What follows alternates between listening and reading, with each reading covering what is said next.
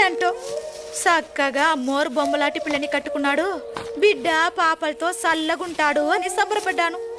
గొడవలొచ్చి ఇట్టా అయిపోద్దని అనుకోలేదు. ఎట్టా రాసి పెట్టిందో ఏంటో. కారు వచ్చేస్తుంది రే అబ్బో కారు వచ్చేస్తుంది రో. ఓ మానస్ పాప కారు వచ్చేస్తుంది. ఓ వాల్మీకి బాయో కారు వచ్చేస్తుంది అంటే మనుషులు లేకుండా అదే వచ్చేస్తుందని కాదు, రాజుగారు మావ తోలుకొస్తున్నాడు. ఈ అంకుల్ రావస్తున్నాడట. అరే నాయనా, వాళ్ళని చూసి బెట్టు చేసి గొడవెట్టుకోమాక ఎట్టాహో ఇద్దరు కలిసిపోవాలి.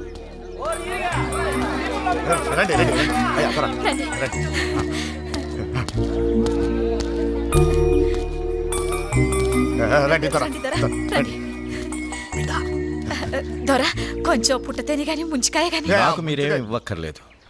నేనే మీ వాడికి ఇవ్వటానికి కొన్ని కాగితాలు తెచ్చాను. కాగితాలు దొరా?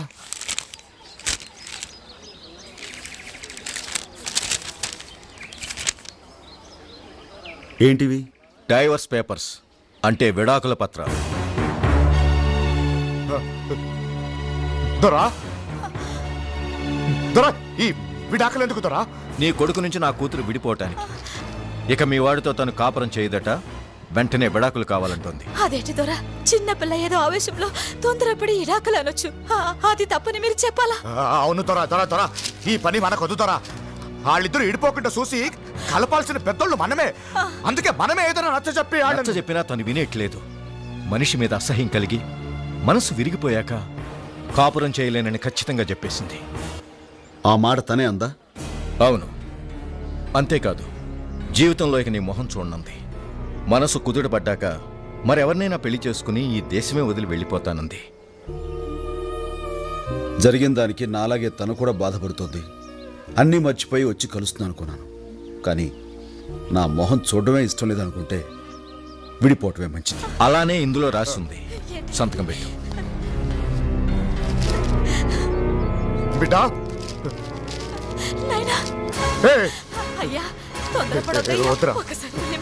వద్దమ్మా, మనల్ని అక్కర్లేదనుకున్న వాళ్ళని మనం కావాలని కోరుకోవడం పొరపాటు.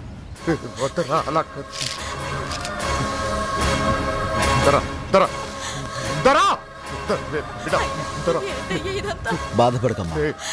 మనిషి అయినా వస్తువు అయినా నిజంగా మనదే అయితే ఎప్పటికైనా మన దగ్గరికి వస్తుందమ్మా. మనది కానప్పుడు ఎంత తంటాలు పడ్డా మనకు దక్కదు.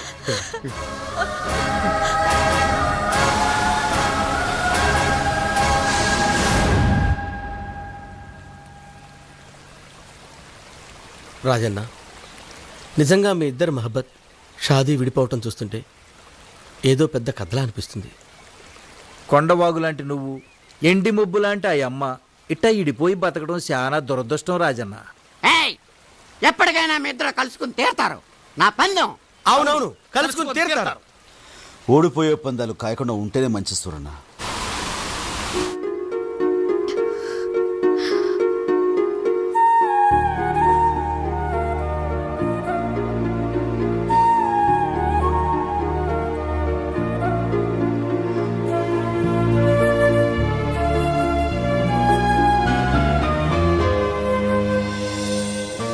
కంగ్రాచ్యులేషన్స్ ఐశ్వర్య, నీకు గుడ్ న్యూస్.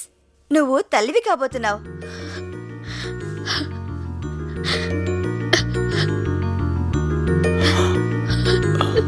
సో మీరు గ్రాండ్ ఫాదర్ కాబోతున్నారు. But one thing mister Rao, she is very weak. Mentally physically ఆవిడకి పూర్తి విశ్రాంతి కావాలి. మందులు పంపిస్తాను, రెగ్యులర్ గా వాడుతుండండి. Take care of her. Thank you doctor. వస్తానండి. వస్తాను ఐశ్వర్య.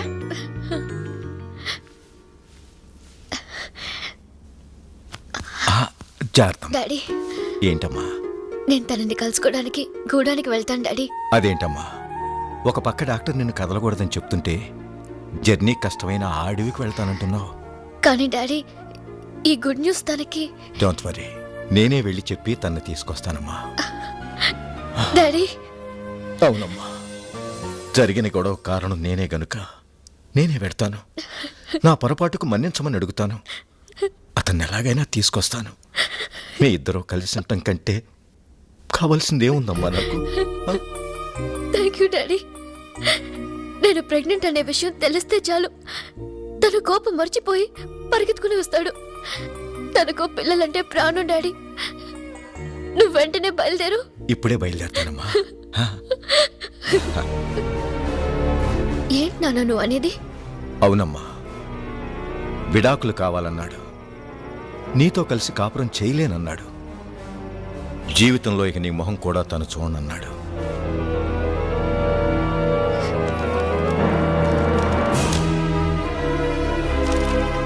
నేను ప్రెగ్నెంట్ అని చెప్పావా నాన్న? చెప్తే చాలా తేలిగ్గా తీసిపారేశాడమ్మా. తల్లే నాకు అక్కర్లేదనుకుంటే దాని బిడ్డెందుకు? అయినా అడవిలో జంతువులు కూడా కంటున్నాయి బిడ్డల్ని. అదేం గొప్ప విషయమా? తనకు కావాలంటే ఉంచుకోమనండి, లేదా చంపుకోమనండి అని. నిజంగా అడవి మనిషేనమ్మా అతను. బిడ్డల్ని కని వదిలేసి వేరే దాంతో పోయే జంతువులకి వాళ్ళకి పెద్ద తేడా లేదు. వాడి నిర్లక్ష్యానికి నువ్వు బలవ్వకూడదు. వాడి రాక్షసత్వానికి నువ్వు బ్రతుకుపాడు చేసుకోకూడదు. ఇప్పుడు కూడా నువ్వు అంటే నిన్ను పెళ్లి చేసుకోవటానికి ఎంతో మంది గొప్పవాళ్ళు ఉన్నారు. ఎవరో ఎందుకు? విక్కీ ఈ క్షణమే చేసుకుంటాడు. కనుక నా మాట విని డైవర్స్ ఇచ్చేసి అబార్షన్ చేయించుకుంటే. ఈ కాగితాలు కోర్టులో అనవసరం. అంత మాట అన్నాక అతనికి నాకు లేడు. అంతేకాదు, ఇక నా జీవితానికి పెళ్ళనేది లేదు. అతని అన్యాయానికి, నా అమాయకత్వానికి నాలో పెరిగే బిడ్డ బలవకూడదు. నేను బిడ్డను కంటాను, ప్రాణంగా పెంచుకుంటాను. నా వృత్తి, నా బిడ్డ నా రెండు కళ్ళుగా చేసుకుని జీవితం అంతా గడుపుతాను. ఇక నాకు ఎవరితోడు అక్కర్లేదు. అది కాదమ్మా. It's my decision.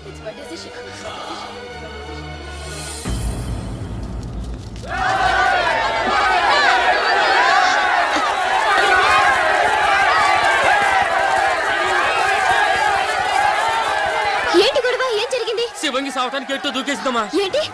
శివంగి చావాలనుకుందా? అవునమ్మా, ఆ రాజు పెళ్లి చేసుకోనని చెప్పాడంట. దాంతో ఇది మోసపోయాననుకుని ఎట్టో దూకి సావాలనుకుందంట.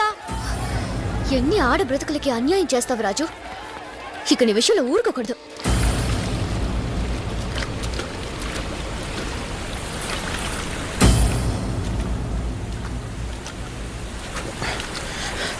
శివంగి, శివంగి, ఏంటి నువ్వు చేస్తున్న పని? ఆ?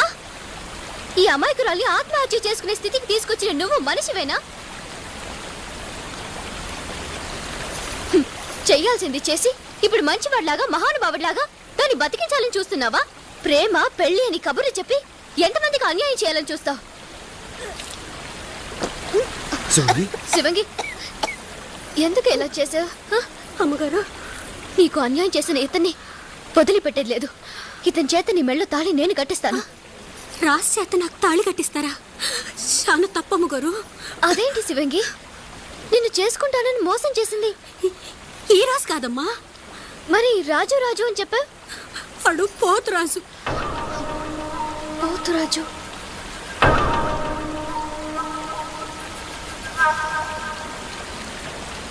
నేనే ముద్దుగా రాజు అని పిలుస్తుంటాను. రాజన్నా, ఇడిగో పోతరాజుని అట్టుకొచ్చాం. ఏంటి? ఏమైంది? ఆ సచ్చినోడిని ఇంకో దెబ్బ కొట్టు. దేనికి రాజన్న కొడుతున్నావు? దేనికేమిట్రా? ఇన్నాళ్ళు దాన్ని ప్రేమించి ఇప్పుడు మనవాడని చెప్తావరా? దాంతో ఏటో దిగి సాగుపోయింది. సాగుపోయిందా? పోసిన బంగారు కోడి పెట్ట నిజంగానే నీటిలో దూకేసావా? నువ్వు చచ్చిపోతే నేనేమైపోతానే? ఏ ఆ బుద్ధి ముందేమైందిరా? అట్ట అడుగు. దేనికిరా మనవాడన్నా? అదా, అదే. దానికి నా మీద ప్రేమలో ఎంతుందో తెలుసుకుందామని మనువాణని చిన్న పరిచి పెట్టా. అది నిజంగా నీటిలో దూకుతున్నా నాకే తెలుసు. నువ్వు అనన్నా ఈ నేసి పారేస్తా. దీని కూడా ఇంతగా పెట్టుడు ముహూర్తం రేపే అమ్మవారి గుళ్ళో పెళ్ళి.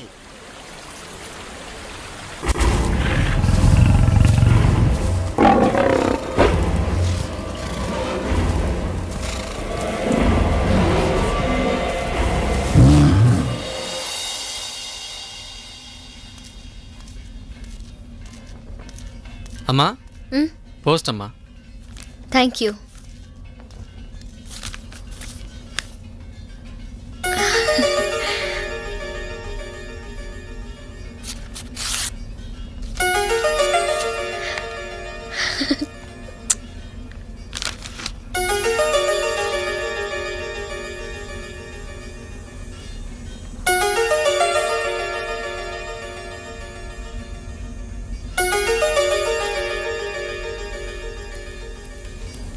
మేడం హ్మ్, 4 పిల్లల దగ్గర సూపర్వైజర్ యాక్సిడెంట్ అయింది. అలాగా పదండి.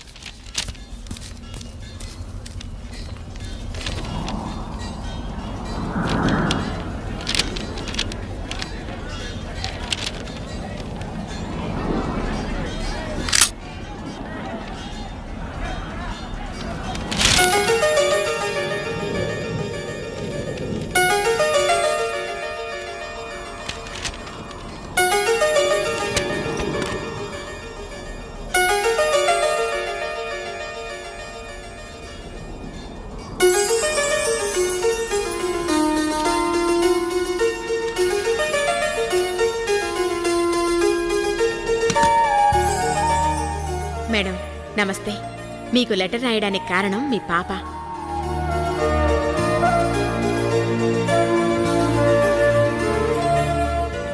తను పుట్టినప్పటి నుంచి తల్లి తండ్రి మీరే అయి పెంచుకున్నారు.